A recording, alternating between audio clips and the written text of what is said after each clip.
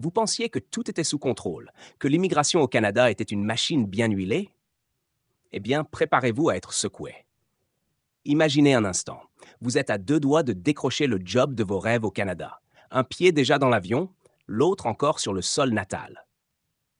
Puis, boum!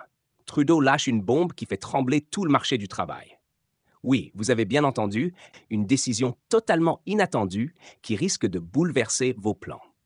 Alors, restez bien accrochés, car ce que vous allez entendre aujourd'hui pourrait bien changer votre vision du Canada. Avant de plonger dans les détails, j'ai une petite question pour vous. D'après vous, ces 2 dernières années, le Canada a-t-il augmenté ou diminué le nombre de travailleurs étrangers temporaires? Laissez votre réponse en commentaire et je vous donnerai la réponse à la fin de la vidéo. Spoiler alert, la réponse risque de vous surprendre. Alors, de quoi s'agit-il exactement? Depuis des décennies, le Canada est la destination phare pour des milliers de travailleurs à travers le monde. Que ce soit pour fuir une économie moribonde, chercher de meilleures conditions de vie ou simplement découvrir de nouveaux horizons, le Canada a toujours été vu comme un Eldorado. Mais voilà que Justin Trudeau décide de secouer cet arbre à pommes. Et croyez-moi, tout le monde ne va pas aimer la récolte.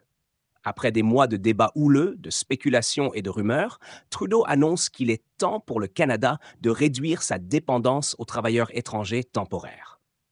Oui, vous avez bien entendu, ce n'est plus une rumeur. Une décision qui a immédiatement fait grimper les sourcils, non seulement chez les employeurs, mais aussi chez les travailleurs étrangers actuels et potentiels. Mais pourquoi maintenant, vous demandez-vous? Qu'est-ce qui a changé? Eh bien, l'économie canadienne a évolué, mes amis. Ce qui était vrai il y a 2 ans ne l'est plus aujourd'hui. La pandémie a laissé des traces, mais elle a aussi ouvert de nouvelles perspectives. Aujourd'hui, l'inflation baisse, les emplois locaux sont en hausse et le besoin de main-d'œuvre étrangère bon marché n'est plus aussi pressant. Trudeau, en bon stratège, veut pousser les entreprises à investir davantage dans les travailleurs locaux, dans leur formation et dans les technologies innovantes qui peuvent faire la différence. Et ça, c'est une révolution. Petite anecdote. Saviez-vous que certains travailleurs étrangers temporaires au Canada ont été tellement maltraités que leur situation s'apparentait à de l'esclavage moderne? Oui, c'est choquant, mais c'est la triste réalité pour certains. En fait, cette décision pourrait bien être un moyen pour Trudeau de répondre à ces abus en diminuant la dépendance à une main-d'œuvre vulnérable et sous-payée. Mais ne nous égarons pas.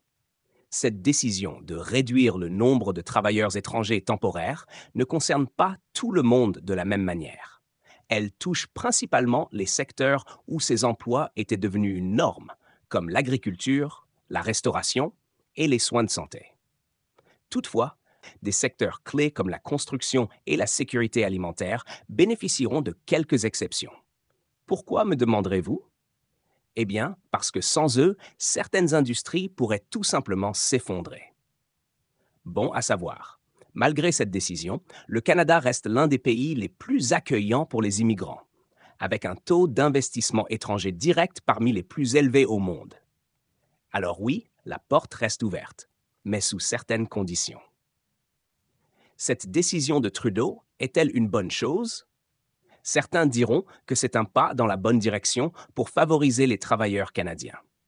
D'autres y verront une fermeture d'esprit qui pourrait coûter cher à l'économie à long terme.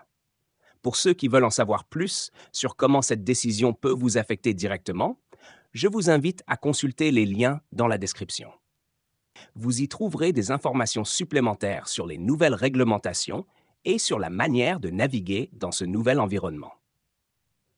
Et pour clore le sujet, revenons à notre question du début. Le nombre de travailleurs étrangers temporaires au Canada a en réalité augmenté ces dernières années. Mais cette nouvelle décision pourrait bien renverser la tendance. Alors, qu'en pensez-vous? Est-ce une bonne ou une mauvaise chose pour le Canada et pour les travailleurs étrangers? Laissez-moi vos commentaires et on en discute. D'ici là, continuez à explorer